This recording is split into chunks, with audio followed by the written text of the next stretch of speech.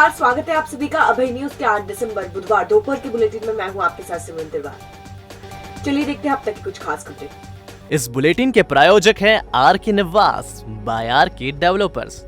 शानदार घर खरीदें अब अपने बजट में। महज 32 साल की उम्र में 17 अपराध को अंजाम देने वाले आमीन उर्फ काला का बेगम बाग के इंदिरा नगर क्षेत्र में स्थित मकान बुधवार को नगर निगम की टीम ने तोड़ डाला। काला भी जेल में बंद है। बुधवार की सुबह टीम बेगम बाग क्षेत्र में पहुंची और कार्रवाई शुरू की। गली में जेसीबी नहीं जाने से हथौड़ों की मदद से मकान ढहाया गया। इस दौरान बड़ी संख्या में पुलिस बल क्षेत्र में तैनात किया गया था। काला क्षेत्र का हिस्ट्री शीटर है और उसके खिलाफ 17 अपराध दर्ज है। जहरीली शराब बेचना, महिलाओं पर अत्याचार करना, हफ्ता वसूली करने जैसे अपराध उस पर दर्ज है। फिलहाल आमीन सेंट्रल जेल भैरवगढ़ में बंद है। सीएसपी पल्लवी शुक्ला ने बताया कि आरोपी क्षेत्र का बदमाश है और उस पर 17 अपराध दर्ज है। फिलहाल वह जहरीली शराब बेचने के मामले में जेल में बंद है। आमीन उर्फ काला ये एक बड़ा गुंडा है, इंदिरा नगर बेगम बाग निवासी। गुंडा अभियान के तहत लगातार कार्रवाई जारी है। काला के विरुद्ध लगभग 17 अपराध पंजीबद्ध थे। इसमें कई गंभीर धाराओं में अपराध पंजीबद्ध है, जैसे जहरीली शराब, आबकारी अधिनियम, पशु एक्ट, हफ्ता वसूली, महिला संबंधी अपराध। आज इसके अवैध मकान को तोड़ा गया है। अभी क्या फरार है या जेल? अभी जेल में निरुद्ध है। आगर रोड स्थित यादव कॉलोनी की गली नंबर 3 में घर जमाई बनकर रह रहा युवक पड़ोस की एक युवती को भगा ले गया। युवती अपने साथ 20,000 रुपए नगद और 2 लाख की बीमा पॉलिसी ले गई है। युवती के परेशान घरवालों ने चिमनगंज थाने में रिपोर्ट दर्ज कराई है। दरअसल नागदा का रहने वाला रहीम कुरैशी यादव कॉलोनी में अपने ससुराल में रहता था। उसके घर के सामने ही एक सब्जी विक्रेता परिवार रहता है। इस परिवार की 19 साल की युवती से रहीम का प्रेम प्रसंग चल रहा था। मंगलवार की शाम युवती और रहीम लापता हो गए। परिजनों के मुताबिक युवती मंगलवार शाम वैक्सीनेशन सर्टिफिकेट लेने का कहकर घर से निकली थी। वह 20,000 रुपए नगद और विवाह को लेकर कराई 2 लाख रुपए की बीमा पॉलिसी, बाकी के दस्तावेज भी अपने साथ ले गई है। रहीम पेशे से ड्राइवर है। उसकी एक बच्ची भी है। बावजूद इसके वह युवती को भगा ले गया। परिजनों ने चिमनगंज थाने में गुमशुदगी दर्ज कराई है। रहीम नाम का लड़का हमारे घर के सामने रहता है। हमारी गुड़िया को बेला पुछला के ले गया। नागदा का रहने वाला है। यहाँ का जमाई है ये जी। यहाँ पे किराए से रहता है। कब आया था रहने यहाँ पे? 5-7 महीने होगा इसको रहते कमाता तो कुछ है नहीं, बस लेके चले गया है। हाँ, क्या उनके कितने बच्चे हैं इसके? रहीम इसकी एक गुड़िया है 8-10 साल की जी। हाँ, और औरत को बच्चों को छोड़ के आई है जी।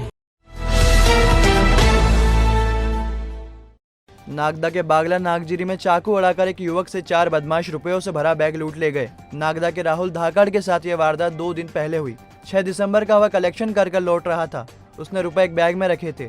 बागला नागजिरी के पास उसे 4 बदमाशों ने रोका और गर्दन पर चाकू अड़ाकर बैग छीन लिया। बैग में 32,500 रुपए थे।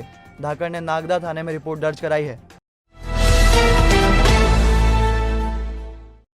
शिप्रा नदी की पवित्रता को लेकर 13 अखाड़ों के संत गुरुवार से अनशन शुरू करेंगे। दत्त अखाड़ा घाट पर सुबह 11 बजे से यह अनशन शुरू होगा और तब तक जारी रहेगा जब तक कि खान नदी का पानी नहर के जरिए बाहर नहीं कर दिया जाता। बुधवार को षड दर्शन साधु समाज की बैठक दत्त अखाड़ा में हुई। इसमें शिप्रा की पवित्रता को लेकर गंभीर चिंता जाहिर की गई। सबसे ज्यादा चिंता खान नदी के पानी को लेकर जताई गई। इंदौर से गंदगी लेकर आ रही खान नदी के पानी का उचित हल निकालने पर जोर दिया गया। संतों ने इस बात पर रोष प्रकट किया कि हर बार कच्चा बांध के जरिए खान का पानी रोकने की कोशिश की जाती है, लेकिन यह पानी अंततः शिप्रा में आकर मिल जाता है। इसी तरह शिप्रा किनारे बसी होटलों और नालों का गंदा पानी भी नदी को प्रदूषित कर रहा है। संतों ने साफ किया कि जब तक खान नदी का पानी शिप्रा में मिलने से नहीं रोका जाता, तब तक अनशन जारी रखा जाएगा। संतों ने गुरुवार सुबह 11 बजे से दत्त अखाड़ा घाट पर अनशन करना तय किया है। महंत डॉक्टर रामेश्वर दास ने बताया कि सभी 13 अखाड़ों के संत महात्मा अनशन में शामिल होंगे। यह अनशन तब तक जारी रहेगा जब तक कि खान का पानी नहर के जरिए शिप्रा में मिलने से नहीं रोका जाता। मध्य प्रदेश में फिल्मों की शूटिंग के लिए अब संबंधित जिला कलेक्टर की अनुमति लेना होगी। कलेक्टर निर्माता निर्देशक से फिल्म की स्क्रिप्ट भी मांगेंगे और उसे देखने के बाद ही शूटिंग की अनुमति दी जाएगी। गृह मंत्री डॉक्टर नरोत्तम मिश्रा ने यह जानकारी दी। उन्होंने कहा, गृह विभाग इस बारे में गाइडलाइन तैयार कर रहा है। भोपाल में पिछले महीने प्रकाश झा की वेब सीरीज आश्रम 3 की शूटिंग के दौरान बजरंग दल के कार्यकर्ताओं ने हंगामा कर दिया था और शूटिंग से जुड़े लोगों को पीटा भी था। कार्यकर्ताओं का कहना था कि इसमें सनातन धर्म के बारे में आपत्तिजनक दृश्य शूट किए गए हैं। उस समय भी गृह मंत्री डॉक्टर मिश्रा ने कहा था कि प्रदेश में किसी भी फिल्म या वेब सीरीज की शूटिंग में धार्मिक भावनाओं को ठेस पहुंचाने की अनुमति नहीं दी जाएगी। 5 साल पहले राजीव रत्न नगर में चोरी की नियत से एक वृद्ध की हत्या करने वाले 2 आरोपियों को कोर्ट ने आजीवन कारावास की सजा सुनाई है। दरअसल 2016 में राजीव रत्न नगर में रहने वाले भैरू लाल की लाश संदिग्ध हालत में मिली थी। भैरूलाल का शव कुर्सी पर बैठी हालत में मिला था और उनके सिर से खून रिस रहा था। भैरूलाल के घर पर सिंहस्थ नहान के लिए प्रदीप पिता कैलाश और पवन पिता राजकुमार आए थे। भैरूलाल के परिजन सिंहस्थ मेले में दुकान लगाने गए थे और चोरी के इरादे से प्रदीप और पवन आए थे। इन्होंने मोगरी से पीटकर भैरूलाल की हत्या कर दी और अलमारी खोलकर चांदी के जेवरात मोबाइल ले उड़े थे। कॉल रिकॉर्ड के अनुसार भैरूलाल की अंतिम बार दोनों आरोपियों से बातचीत हुई थी। ऐसे में पकड़कर इनसे पूछताछ की तो सच्चाई सामने आ गई। पुलिस ने मामला न्यायालय में पेश किया था। जज ने आरोपियों को दोषी पाते हुए सजा सुनाई है।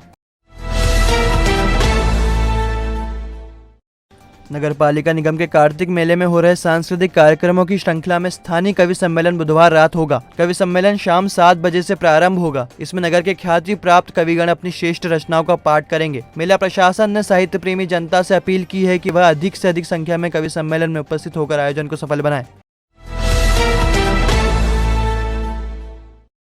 तो आपने देखी आज की कुछ ताजा खबरें। अगर खबरों को लेकर आपके पास कोई फीडबैक है तो हमारे कमेंट सेक्शन में जरूर बताइएगा। कल फिर मिलेंगे इसी समय। नमस्कार।